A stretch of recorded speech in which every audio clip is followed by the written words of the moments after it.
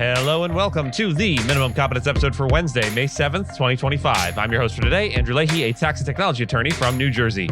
On today's episode, Trump's failed order against Perkins Coie, $1 million pardon pitches, a Samsung audio acquisition, and a court halting agency layoffs. Let's remember, I don't say we all ought to misbehave, but we ought to look as if we could and read today's legal news. On this day in legal history, May 7th, 1873, Salmon P. Chase, the former Chief Justice of the United States and one of the most prominent legal minds of his generation, died at the age of 65. Chase was a towering figure in antebellum legal and political life, best known for his ardent anti-slavery positions and constitutional rigor. A fierce abolitionist, he earned the nickname Attorney General for Runaway Slaves for his pro bono work defending fugitives in Ohio. Decades before the Civil War, Chase and Abraham Lincoln had crossed paths not as allies but as legal adversaries. In an 1855 Illinois case, Effie Afton v. Rock Island Bridge Company, Chase represented steamboat interests while Lincoln defended the nascent railroad industry. The trial featured two future titans on opposite sides of a commercial dispute that mirrored the country's growing sectional divisions.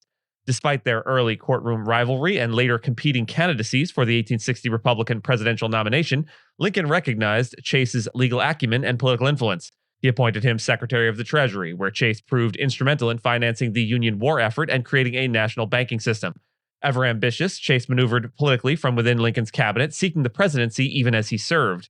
In 1864, Lincoln elevated Chase to Chief Justice of the Supreme Court, where he presided over pivotal Reconstruction-era cases and the impeachment trial of President Andrew Johnson.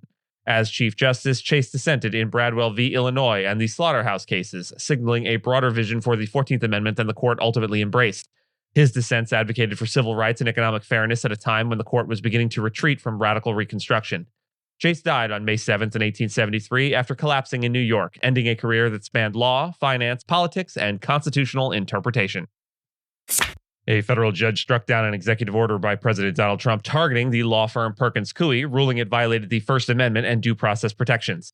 U.S. District Judge Howell found the order to be retaliatory, noting it was motivated by the firm's past legal work and its association with political opponents, including Hillary Clinton's 2016 campaign.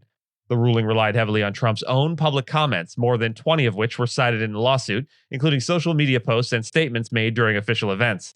These remarks, spanning from 2017 through his current term, were used to show the administration's intent to punish the firm for its perceived political stance. Trump's directive revoked security clearances for the firm's lawyers, blocked federal contracts, and limited their access to government officials. Howell emphasized that the problem wasn't Trump's personal criticisms, but the official actions taken against the firm based on those views. The case illustrates how Trump's characteristic unfiltered commentary undermined legal defenses by revealing the political motivations behind executive actions. Howell also cited similar coercive behavior toward other major law firms, some of which made significant concessions to avoid being targeted. Legal experts noted that this ruling could influence outcomes in related cases involving other firms. Samsung Electronics announced that its subsidiary, Harman International, will acquire the audio business of US-based Masimo for $350 million. The move is aimed at bolstering Samsung's position in the global consumer audio market, which is projected to grow from $60.8 billion in 2025 to $70 billion by 2029. The company emphasized that integrating Masimo's audio operations with Harman will enhance its sound technology offerings and create synergies across its mobile, TV, and home appliance divisions. The deal aligns with Samsung's broader strategy to pursue significant mergers and acquisitions to address investor concerns and drive growth. Samsung reaffirmed its commitment to delivering concrete M&A outcomes during its annual shareholder meeting in March. A growing number of wealthy defendants are pursuing pardons from President Donald Trump, some spending over $1 million on legal teams, lobbyists, and consultants to improve their chances.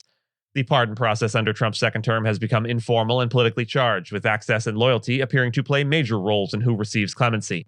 Business figures such as Trevor Milton, founder of Nikola Corp., have successfully received pardons after building political connections, contributing to Trump's campaign, and framing their prosecutions as examples of weaponized justice systems. Traditional channels for clemency through the Justice Department have largely been bypassed, replaced by direct appeals to the White House and advocacy from influential allies. Lawyers well connected to Trump's circle are reportedly charging premium fees to prepare pardon bids. High-profile figures, including crypto executive Sam Bankman-Fried and Roger Ver, as well as media entrepreneur Carlos Watson, have sought or secured relief through this unofficial route. Trump's administration claims it is correcting injustices, but critics argue the system now favors those with money and political ties. A federal judge in Rhode Island has blocked the Trump administration from proceeding with layoffs at 3 small federal agencies, issuing preliminary injunctions against a March 14th executive order that aimed to eliminate or drastically reduce the Federal Mediation and Conciliation Service, or FMCS, the Institute of Museum and Library Services, or IMLS, and the Minority Business Development Agency, or MBDA. Chief Judge John McConnell ruled that the order was likely unlawful, calling it arbitrary and capricious and in conflict with the Constitution and the Administrative Procedure Act, bypassing Congress's authority to make laws and allocate funding. The coalition of states challenging the order argued the closures would cause immediate harm, and McConnell agreed, noting that MBDA has essentially been reduced to 0 staff, making it impossible to administer its programs. The ruling rejected the administration's claim that the harms were merely speculative and emphasized that irreparable harm had already occurred. The judge also denied a request by the Trump administration to delay enforcement of the injunction. The legal fight is ongoing, but the decision represents a significant obstacle to Trump's broader efforts to restructure the federal government by executive order. And with that, and as always, I thank you so much for listening to Minimum Competence, your daily news podcast for lawyers. If you're looking for more than Minimum Competence, links to further reading on all the topics touched on today are in the show notes. And reviews go a long way towards helping new listeners to find our show. If you have a moment, leave a rating or review on your podcast player. We'd sure appreciate it. And if you know someone that might be interested in the story we cover, consider sending them the episode. But remember, nothing here should be construed as legal advice because it is certainly not that. Minimum Competence is available at minimumcomp.com and wherever it is you get your finely crafted podcasts. If you haven't checked out the website in a while, give it a look. There are complete transcripts and resources for each episode and its corresponding segments, as well as an opportunity to receive new episodes in email, newsletter, form. We'll see you back here tomorrow, and until then, remember, the enemy of art is the absence of limitations.